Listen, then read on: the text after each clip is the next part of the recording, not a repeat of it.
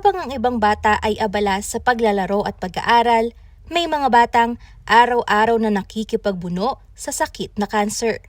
Para sa kanila, ang proyektong The Heart of a Warrior Exhibit ay layong makapagbigay ng pag-asa at suporta sa 39 na batang pasyente at kanilang pamilya.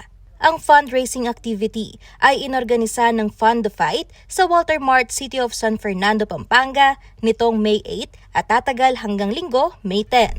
We actually started Fund the Fight when my when my youngest daughter was actually diagnosed with T-cell lymphoblastic lymphoma. That was end of 2020 or early 2021.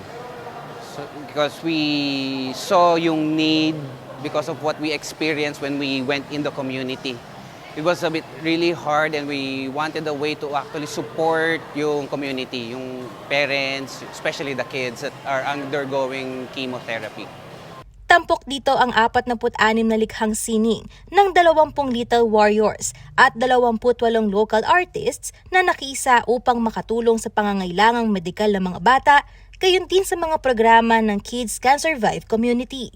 Hindi lamang daw ito simpleng art exhibit, kundi isang lifeline o konkretong tulong para sa mga pamilyang patuloy na humaharap sa hamon ng gamutan. For the Little Warrior paintings, mabibigay yan 100% to the parents. Buong buo yan. Kasi it's a work of art ng mga anak nila, our Little Warriors, so dapat mapunta sa kanila yan. Now for the seasoned artists, 20% of that would actually be going to the Kids Can Survive community naman.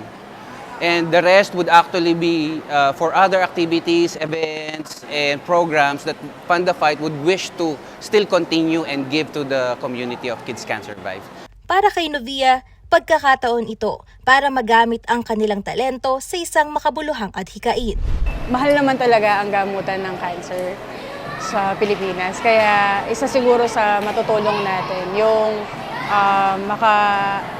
makaagapay sa costing ng mga gamutan nila. Kasi kahit yung parents ko, yung nanay ko ngayon may cancer siya. So alam ko rin yung hirap na naglalakad ng mga pambayad, ganyan. So ayun, tapos din, kasi mga estudyante ko rin sila from our recent art workshop. So nagbibigay tayo ng libreng art workshop, lalo na sa mga batang may sakit, na may mga special needs din.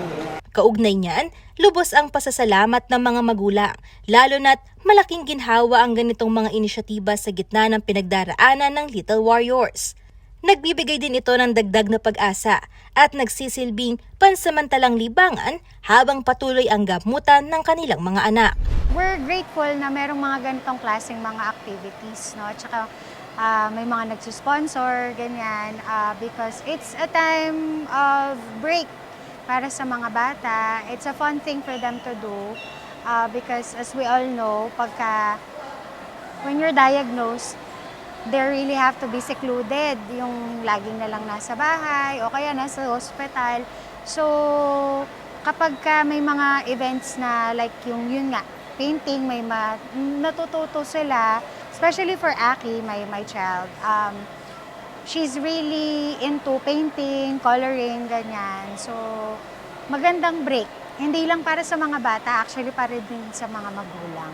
Sa pamamagitan ng bawat kulay at bawat guhit, na ipapakita ng mga Little Warriors na ang sining ay mabisang sandata at simbolo ng mas maliwanag na bukas. Patunay na sa bawat obrang likha at bawat pusong tumutulong, may buhay na nabibigyan ng pag-asa. Maging bahagi ng kanilang laban at bisitahin ang The Heart of a Warrior Exhibit.